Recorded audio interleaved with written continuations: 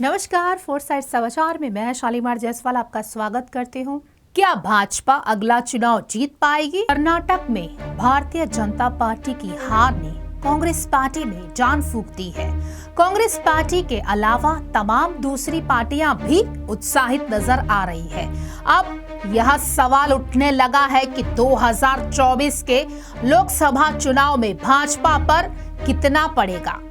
2022 में मोदी के बलबूते गुजरात के अलावा बीजेपी ने लगातार दूसरी बार सत्ता बरकरार रखते हुए उत्तर प्रदेश में भी इतिहास रचा था।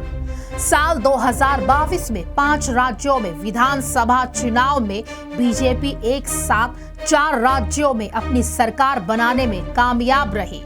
यूपी में योगी आदित्यनाथ की सरकार दोबारा से सत्ता में आई। गुजरात में भी बीजेपी ने सरकार बनाई। उत्तराखंड में भी बीजेपी की वापसी हुई।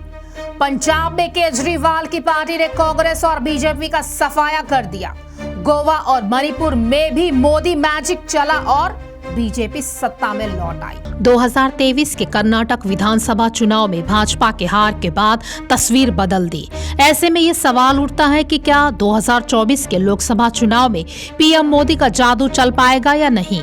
हालांकि इस बारे में कुछ भी कहना जल्दबाजी होगी। वैसे भी दक्षिण भारत में साधारणतया क्षेत्रीय पार्टियों की तूती बोलती है। दूसरी बात यह है कि लोकसभा और विधानसभा चुनाव में लोगों का पैटर्न अलग अलग होता है। उदाहरण स्वरूप 2018 में राजस्थान विधानसभा चुनाव में कांग्रेस जीत कर आई थी, लेकिन 2019 के लोकसभा चुनावों में पूरी 25 सीटें बीजेपी के खाते में आ गई। ऐसे में ये कहना जल्दबाजी होगी कि कर्नाटक नतीजों के बाद मोदी मैजिक पर कोई असर पड़ने वाला है। इतना कहा जा सकता है कि पिछले लोकसभा चुनाव के मुकाबले 2024 में होने वाले चुनाव में सीटों में थोड़ी कमी आए। बीजेपी 3 फैक्टर पर चुनाव लड़ती है। पहला हिंदुत्व, दूसरा राष्ट्रवाद और तीसरा लाभार्थी। ब्रांड मोदी इन तीनों ही चीजों को प्रतिनिधित्व करते हैं। अब यह सवाल उठता है कि साल 2024 का लोकसभा चुनाव कांग्रेस के लिए एक सवाल पैदा करता है कि कांग्रेस किसकी लीडरशिप में आम चुनाव लड़ेगी।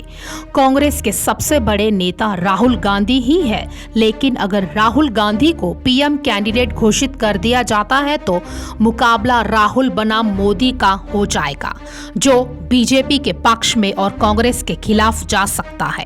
इसका नतीजा 2019 में देखा जा चुका है। हालांकि कांग्रेस का दावा है कि भारत जोड़ो यात्रा के बाद कई राज्यों खासकर दक्षिण में राहुल गांधी के पक्ष में माहौल बन गया है। कांग्रेस इसको कर्नाटक विधानसभा चुनाव के नतीजों से भी जोड़ रही है। कर्नाटक की बात करें तो कांग्रेस ने वहां पर नैरेटिव बहुत ही शानदार तरीके से गढ़ा। दूसरी तरफ कर्नाटक में बीजेपी को लेकर एक सत्ता विरोधी लहर थी। कर्नाटक के नतीजों में बीजेपी का वोट प्रतिशत नहीं घटा है, जेडीएस का वोट प्रतिशत घटा है, यानी मुस्लिमों ने बहुत ही प्रैक्टिकल वोटिंग की। मुस्लिमों को लगा कि कांग्रेस बीजेपी को हरा सकती है। देखना दिलचस्प होगा कि लोकसभा में मुस्लिमों का वोट प्रतिशत किस तरफ जाएगा। खास खबरों के लिए जुड़े रहिए हमसे, देखते रहिए फोरसाइट्स।